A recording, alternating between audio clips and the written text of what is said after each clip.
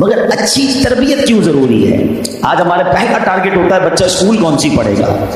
اب تو سنا ایسی بھی اسکول آ گئی کہ بچہ پیدا ہونے سے پہلے نام لکھوا دیتے ہیں لوگ کہ بھائی ہونے والا ہے تو بچہ ہو یا بچی ہو نام لکھ لے تاکہ اگلی بار ایسا نہ ہو کہ ٹائم نہ ملے. اتنی فکر ہے اسکول جائے گا کون سی اسکول میں جائے گا, یہ فکر ہے کہ جناب آگے کون سی ڈگری حاصل کرے گا. بعض اوقات لوگ ملتے ہیں بتاتے بھی ہیں کہ میرا بیٹا فلاں بیچلر ہے تو ایم اے ہے تو ڈپلوما ہولڈر ہے تو فلاں ملک میں پڑھ رہا ہے. میں نہیں کہتا دنیاوی تعلیم نہ پڑھائیں, شرعی باؤنڈریز کے ساتھ اگر آپ کو دنیاوی اسٹڈیز کروانی ہے کروائیں, لیکن پہلے یہ سوچیں کہ میرے مرنے کے بعد یا میری زندگی میں دونوں چیزوں میں کون سی تعلیم ہے جو اس کو میرے بھی قریب کر دے گی, رب کے بھی قریب کر دے گی.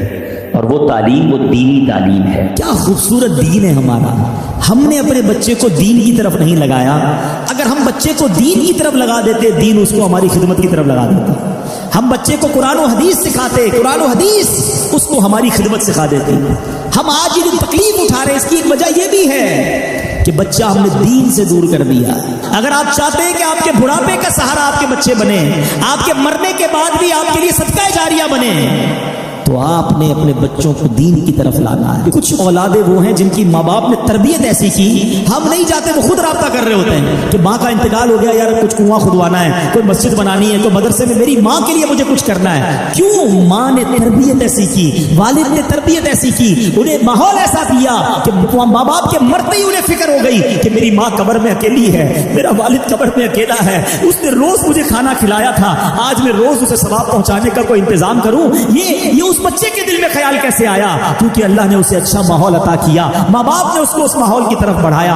تو خدا را اپنے بچوں کی ایسی تربیت کرو کہ بڑھاپے میں بھی تمہارا ساتھ دیں اور مرنے کے بعد بھی تمہارے لیے صدقہ جاریہ کا باعث بن جائیں. آپ کے بچے آپ کے قدموں میں رہیں گے اگر آپ نے بچوں کو دیندار بنا دیا. اللہ کرے یہ فارمولا سمجھ آ جائے نا. ہم سمجھتے بچہ میری بات مانے, میری کیوں نہیں مانتا؟ ارے پہلے سے اللہ رسول کی بات منانے والا بنا دو, یہ تمہاری بھی ماننے والا بن جائے گا. کیونکہ جب یہ جائے گا نا دین کی طرف, اسے قرآن ماں باپ کی طرف بھیجے گا, اسے حدیث ماں باپ کی طرف بھیجے گی, اسے علماء کرام ماں باپ کی طرف بھیجیں گے. تو میں یہاں والدین سے گزارش کروں گا.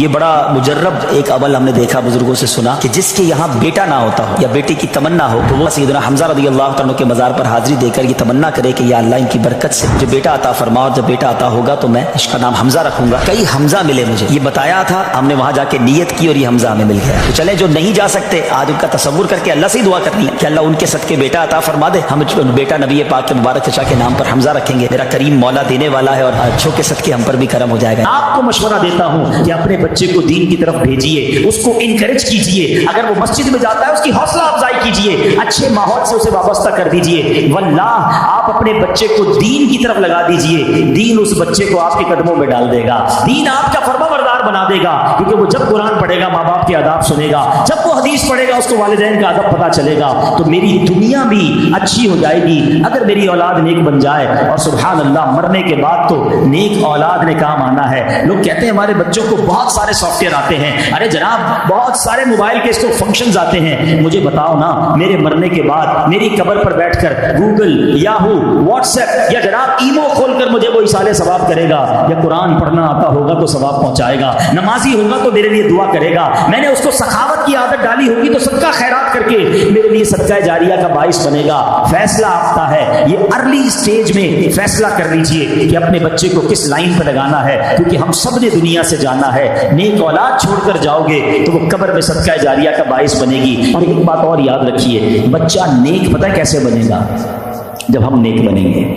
بچے کا سب سے پہلی انسپریشن اس کے والدین ہیں. وہ باپ کو دیکھتا ہے میرا باپ نمازی ہے کہ نہیں. باپ کہے میں صرف جمعے کی نماز پڑھوں, بچہ 5 وقت کا نمازی بن جائے, ایسا مشکل ہے. ماں کہے میں بے پردہ گھوموں, میری بچی بے پا پردہ ہو جائے, ایسا بہت مشکل ہے. آپ کو اپنے آپ کو تبدیل کرنا ہوگا, اپنی بری عادتیں چھوڑنی ہوں گی. انشاءاللہ بچہ اس کو دیکھ کر نیک بننا شروع ہو جائے گا.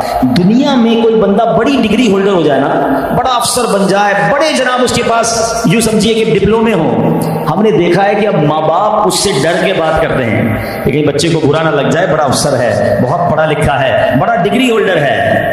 مگر سچ بتاؤں کہ جب کسی کا بیٹا عالم بن جاتا ہے نا مفتی بن جاتا ہے نا تو اب وہ بیٹا ڈرتا ہے کہ کہیں ماں باپ کو برا نہ لگ جائے، کیونکہ اس کو شریعت نے بتایا ہے کہ ماں باپ کو اف نہ کہنا، ماں باپ کو تکلیف نہ دینا، ان کی دل آزاری نہ کرنا۔ اس کے دل میں تو ہر وقت یہ خوف رہتا ہے کہ کہیں میرے ماں باپ مجھ سے ناراض نہ ہو جائیں، کیونکہ حدیث پاک اس نے پڑھی ہوتی ہے یا سنی ہوتی ہے کہ جس کا مضمون ہے جس سے اس کے ماں باپ راضی اس سے اس کا رب راضی، جس سے اس کے ماں باپ ناراض اس سے اس کا رب ناراض۔ بدقسمتی سے ہم نے یہ بھی دیکھا کہ کئی ماں باپ اپنے بچوں کو دین کی طرف جانے سے روکتے ہیں اور کچھ عرصے کے بعد ہم دیکھتے ہیں کہ وہ سر پکڑ کے بیٹھے ہوتے ہیں کہ بچہ ہاتھ سے چلا گیا۔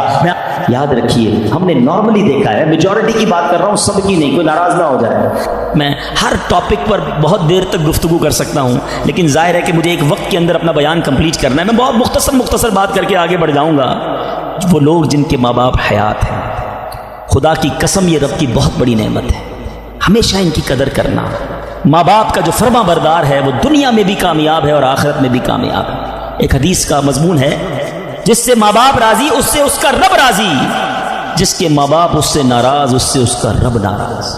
یاد رکھنا میرے بھائیوں، وہ میرے نوجوانوں جن کے ماں باپ حیات ہیں، ان کی قدر کرو، ان کی دعائیں لو۔ خدا کی قسم اس کو کامیابی سے کوئی نہیں روک سکتا جس کے ساتھ ماں باپ کی دعائیں ہیں، اور اس شخص کو بربادی سے کوئی نہیں روک سکتا جس کے ماں باپ اس سے ناراض ہیں۔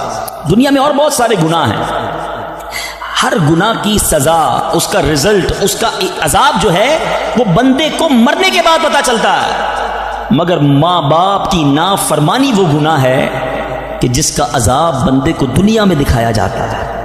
جو ماں باپ کا نافرمان ہوتا ہے نا، اس کی اولاد دنیا میں اس کی نافرمان ہوتی ہے۔ آج آپ بہت سارے اسلام بھائی پرچیاں بھی دیتے ہیں، دعائیں بھی کرواتے ہیں۔ میں آپ کو ایک مشورہ دیتا ہوں، ادھر ادھر دعائیں مت کراؤ۔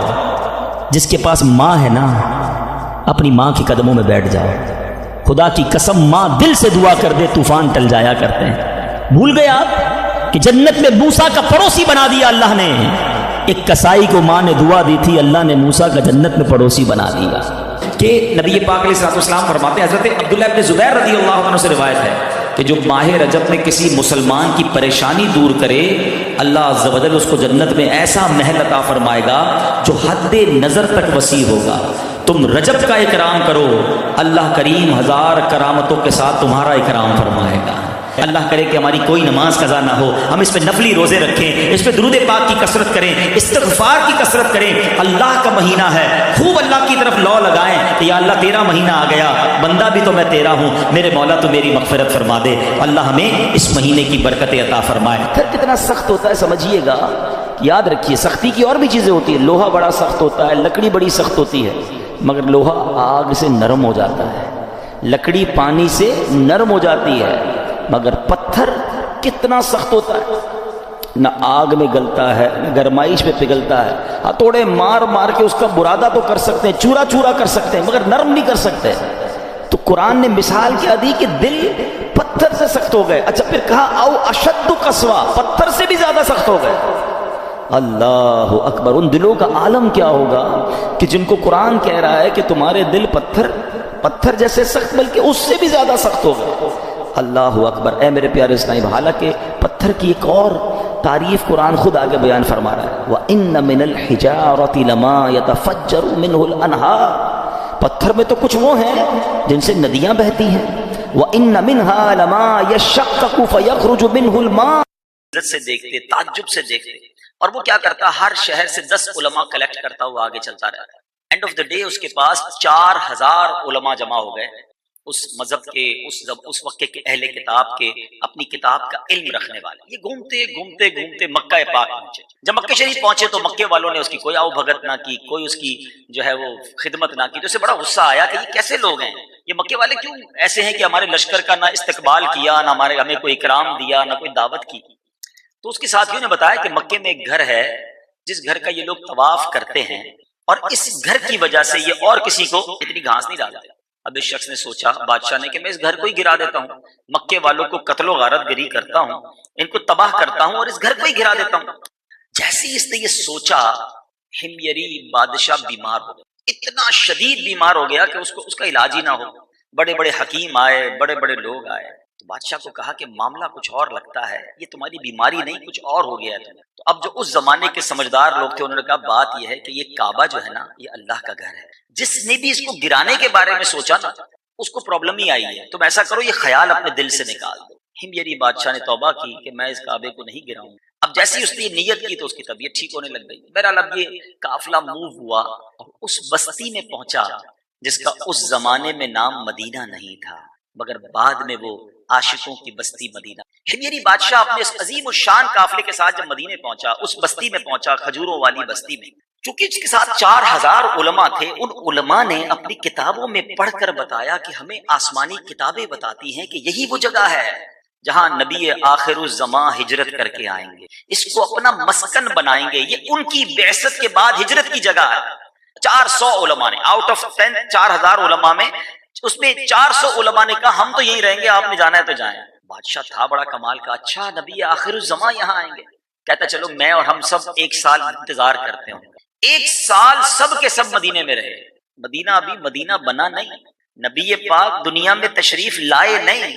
یہ پیارے آقا علیہ الصلوۃ والسلام کی ولادت سے 1000 سال پرانا واقعہ ہے. اب کیا ہوا؟ 1 ایئر انہوں نے وہاں پر انتظار کیا.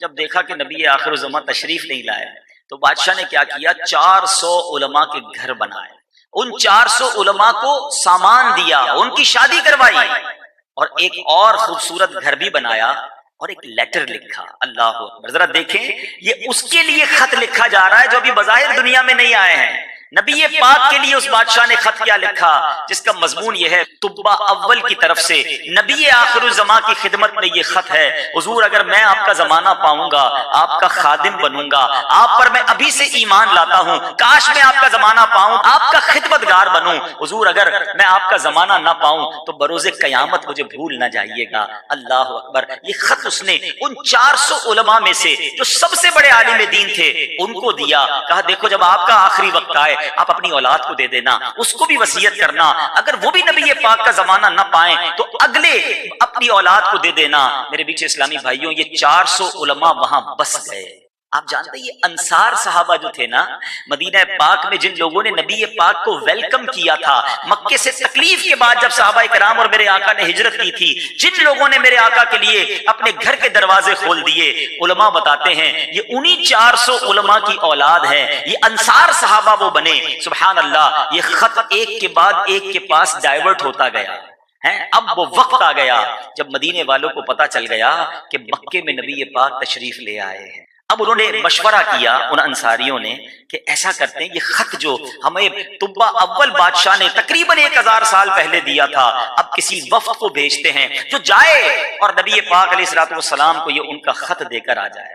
اب یہ خط لے کر ابو لیلہ اس زمانے میں جو شخص تھا اس کو بھیجا گیا. سبحان اللہ. ذرا الفاظ سنیے گا. ابو لیلہ جو ہے وہ نبی پاک علیہ الصلوۃ والسلام کی بارگاہ میں پہنچتا ہے. نبی پاک بنو سلیم کے قبیلے میں تشریف فرما تھے. جیسے ابو لیلہ نبی پاک کے قریب پہنچا میرے آقا فرماتے انت ابو لیلہ، تم ابو لیلہ. وہ حیران ہو گیا کہ میں نے تو ابھی تعارف ہی نہیں کرایا، یہ کیسے ہیں؟ کتنی کمال کی شخصیت ہے کہ میرے تعارف کرانے سے پہلے نبی پاک نے فرمایا کہ تم ابو لیلہ ہو. وہ کہتا ہے جی حضور میں ہی ابو لیلہ ہوں. تو نبی پاک فرماتے ہیں وَمَعَكَ کتاب طبع الاول، تمہارے پاس طبع اول کا ایک مکتوب موجود ہے جو میرے لیے تمہارے پاس ہے. اللہ اکبر. ابو لیلہ اور حیران ہو گئے. 1000 سال پہلے وہ خط لکھا گیا ہے اور نبی پاک میرا نام بھی بتا رہے ہیں، اس شخص کا نام بھی بتا رہے ہیں. اب جب خط آ گیا میرے آقا علیہ الصلوۃ والسلام نے صحابہ کی مجلس میں صدیق اکبر رضی اللہ تعالیٰ عنہ سے کہا اے ابو بکر ذرا سب کو یہ خط پڑھ کر سناؤ. صحابہ کی مجلس میں وہ خط پڑھا گیا، وہ عشق بھرا خط کہ حضور میں آپ کا غلام، میں آپ کا زمانہ پاتا تو آپ کا خادم بنتا، مگر حضور میں دنیا میں نہ رہوں تو مجھے قیامت کے دن بھول کر نہ جانا. اللہ اکبر. سنو میرے آقا علیہ الصلوۃ والسلام نے کیا فرمایا. فرماتے ہیں مرحبا بالاخ الصالح. 3 بار فرمایا میرے آقا نے کہ نیک بھائی کو خوش آمدید، نیک بھائی کو خوش آمدید. نبی پاک علیہ الصلوۃ والسلام نے اب ابو لیلہ انصاری کو مدینے واپس لوٹا دیا. اے میرے بیٹھے اسلامی بھائیوں اب ہجرت کی گھڑی آئی.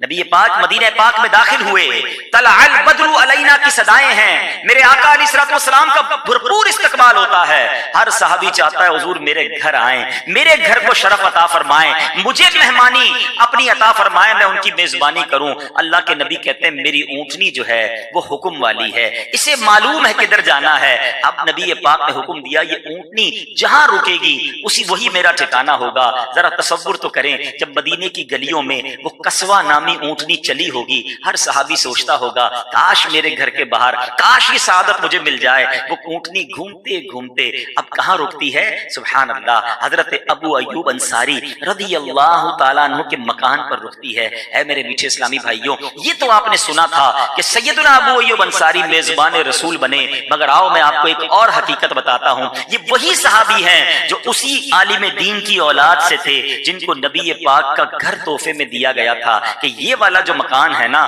طبہ اول نے کہا تھا یہ میرے آقا کے لیے ہے، یہ انہیں پیش کرنا۔ سبحان اللہ، تو پتہ یہ چلا کہ نبی پاک سیدنا ابو ایوب انصاری کے مکان میں نہیں، اپنے ہی مکان میں جلوہ فرما تھے۔ یہ مکان خود نبی پاک کو گفٹ ہوا تھا۔ ابو ایوب انصاری جو ہیں گویا وہ مہمان تھے اور آقا میزبان ہیں۔ اعلیٰ حضرت امام اہل سنت کا مجھے وہ شعر یاد آ رہا ہے، آسماں خان زمیں خان زمانہ مہمان، آسماں خان زمیں خان زمانہ مہمان، صاحب خانہ لقب کس کا ہے تیرا تیرا۔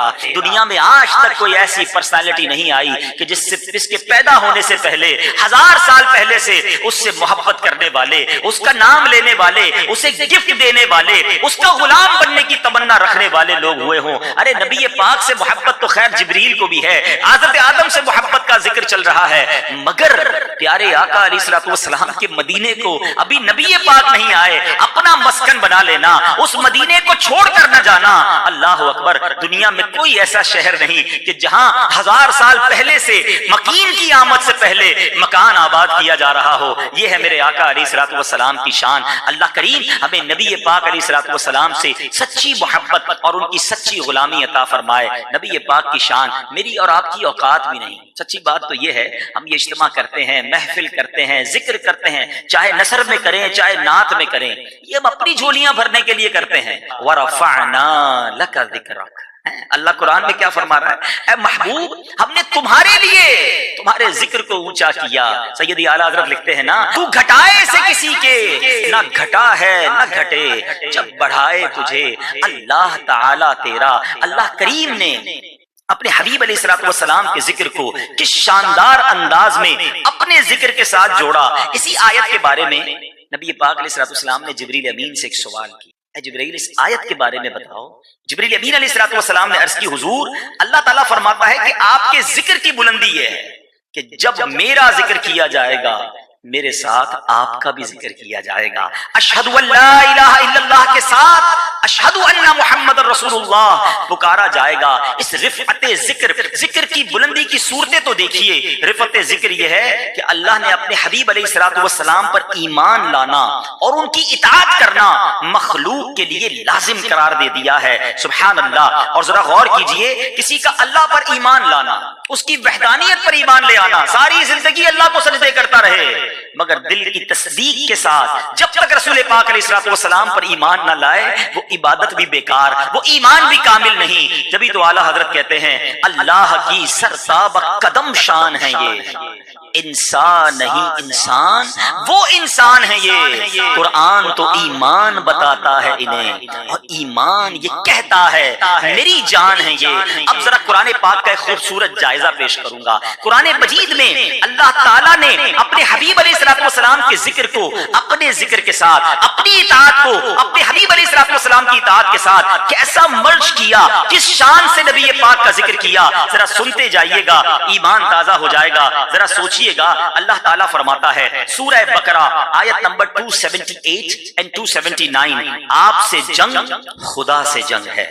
اب ذرا سورہ نساء آیت نمبر 80 آپ کی اطاعت خدا کی اطاعت ہے. سورہ نساء آیت نمبر 14 آپ کی نافرمانی خدا کی نافرمانی ہے. سورہ انفال آیت نمبر 13 آپ کی مخالفت خدا کی مخالفت ہے اور آپ کی طرف بلانا خدا کی طرف بلانا ہے. آگے چلیے سورہ نساء آیت نمبر 100 میں اللہ فرماتا ہے آپ کی طرف ہجرت خدا کی طرف ہجرت ہے. مزید آیتوں میں فرمایا آپ سے دوستی خدا سے دوستی ہے. آپ کے بلانے پر حاضر ہونا خدا کے بلانے پر حاضر ہونا ہے یا الفاظ دیگر آپ کا بلاوا خدا کا بلاوا ہے. سورہ انفال آیت نمبر 27 میں فرمایا آپ سے خیانت خدا سے خیانت ہے. اور کیا کیا بیان کروں.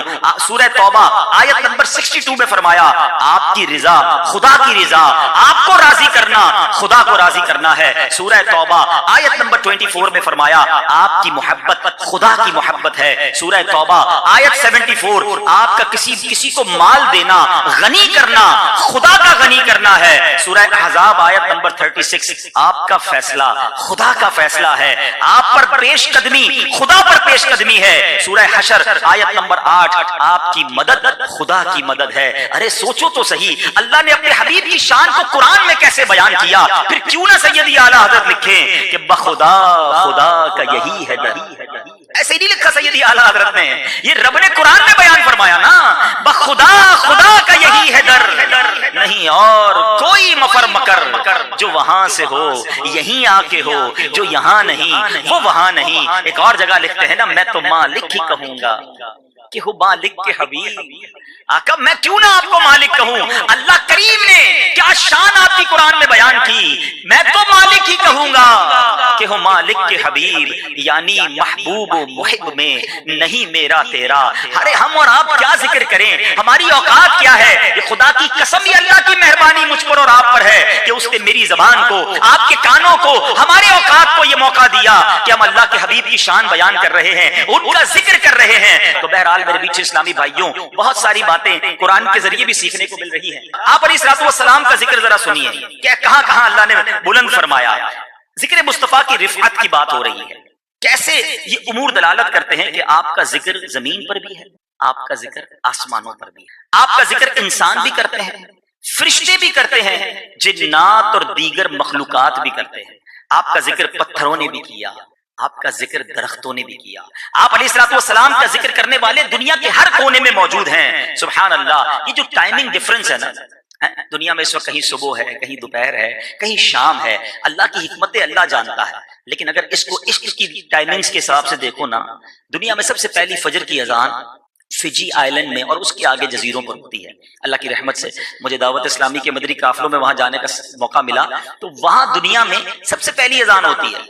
فجر کی اذان ہوئی جہاں اللہ کا نام لیا مؤذن نے اللہ اکبر اشہد ان لا الہ الا اللہ اشہد ان لا الہ الا اللہ. اب مؤذن کہتا ہے اشہد ان محمد رسول اللہ صلی اللہ تعالی علیہ وسلم. اللہ کا ذکر بلند ہوا ساتھ اس کے حبیب کا ذکر بلند ہوا. ابھی کچھ منٹ گزرے تو جناب اب آسٹریلیا میں اذان شروع ہو گئی. اب جناب آگے چلتے جائیں تو فار ایسٹ کے مختلف ملکوں میں نماز کا وقت شروع ہوا. یہ ٹائمنگ ایک ایک دو دو تین تین منٹ کا آپ نے دیکھا ہوگا. کراچی سے حیدرآباد کا فرق حیدرآباد سے میرپور خاص پھر سکھر آگے جائیں پنجاب پھر خیبر پختونخوا.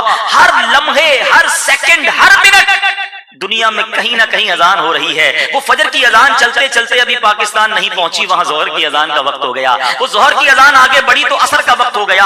دنیا کے کونے کونے میں اللہ نے اپنے حبیب کے ذکر کو بلند کرنے کا وہ انتظام کیا. کون سا لمحہ ہے جب نبی پاک کا ذکر اس دنیا میں بلند نہیں ہو رہا. ورفعنا لک ذکرک کیسا رب نے ذکر بلند کیا. ارے یہ تو صرف اذان کی بات ہے. مجھے بتاؤ قرآن کہاں نہیں پڑھا جاتا. ہر وقت دنیا میں لاکھوں لوگ قرآن پڑھ رہے ہوتے ہیں. میں نے آپ کو قرآن کی آیت ہی تو سنائی ہے. جگہ جگہ رب نے نبی کی شان بیان کی ہے. کہیں یاسین کہا ہے کہیں طٰہٰ کہا ہے کہیں رحمت للعالمین کہا ہے کہیں بشیر و نذیر کہا ہے. تو گویا اللہ تعالیٰ نے تلاوت قرآن کے ذریعے اپنے حبیب کے ذکر کو بلند کیا. اور آگے چلیں درود پاک سبحان اللہ. لاکھوں زبانیں ہر وقت تر ہیں اللہ اکبر. ہر طرف نبی پاک کا ذکر خیر رب نے کیسا بلند کیا. صبح قیامت تک کا یہ انتظام ہے اور یہ تو انسان کر رہے ہیں. فرشتے ان اللہ و ملائکتہ یصلون युसल्लून अलन नबी, ये लफ्ज युसल्लून क्या बता रहा है? अल्लाह और उसके फरिश्ते उस गैब बताने वाले नबी पर दुरूद भेजते हैं। उलमा बैठे हैं, युसल्लून का जो लफ्ज है, जो अरबिक ग्रामर जानते हैं वो जानते हैं कि ये लफ्ज कंटिन्यू वर्ब पर, मुसलसल किसी काम पर दलालत करता है। हजरत आदम को फरिश्तों ने यकीनन सजदा किया था,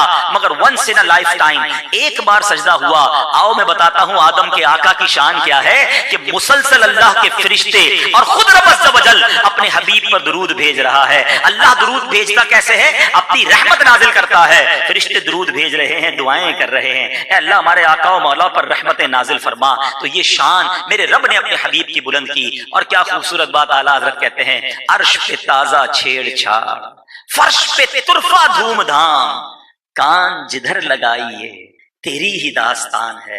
अल्लाह अकबर, सुभान अल्लाह। ये शान मेरे आका अलैहिस्सलातु वस्सलाम की है। मैं आपको तकरीबन 1450 साल पहले की एक ओपन हार्ट सर्जरी बताता हूँ, और एक नहीं हुई, दो नहीं हुई, 4 बार हुई। और ये मौजज़ा है मेरे आका अलैहिस्सलातु वस्सलाम का, जिसको शक के सदर कहा जाता है। नबी पाक अलैहिस्सलातु वस्सलाम के सीना अक़दस को खोला गया, चीरा गया और दिले अनवर को बाहर निकाला गया, मजीद नूर की बारिश की गई, और वापस जब सीना अक़दस को सिया गया ना कोई तकलीफ थी। आला हज़रत कहते हैं, तू जो चाहे तो अभी मैल मेरे दिल के धुले, आका तू जो चाहे तो अभी मैल मेरे दिल के धुले, तुझे खुदा दिल नहीं करता कभी मैला तेरा। हुजूर आपका दिल तो नूरानी है। अब इधर भी निगाह फरमा दें, एक और जगह आला हज़रत लिखते हैं ना, एक दिल हमारा क्या है, आजार उसका कितना। आका हमारे दिल की क्या हैसियत है, उसकी औकात ही कुछ नहीं है। आप तो वो हैं जब चलते हैं तो इशारा फरमाएं तो मुर्दे जिंदा कर देते हैं। हुजूर इस मुर्दा दिल पर भी निगाह फरमा दें, इसे भी जिंदा कर दीजिए। एक दिल हमारा क्या है, आजार उसका कितना, तुमने तो चलते फिरते मुर्दे जिला दिए हैं। तो बहरहाल अब जो मैसेज है, जो समझने वाली बात है, कल्बे मुस्तफा सल्लल्लाहु तआला अलैहि वसल्लम का जिक्र हो रहा है।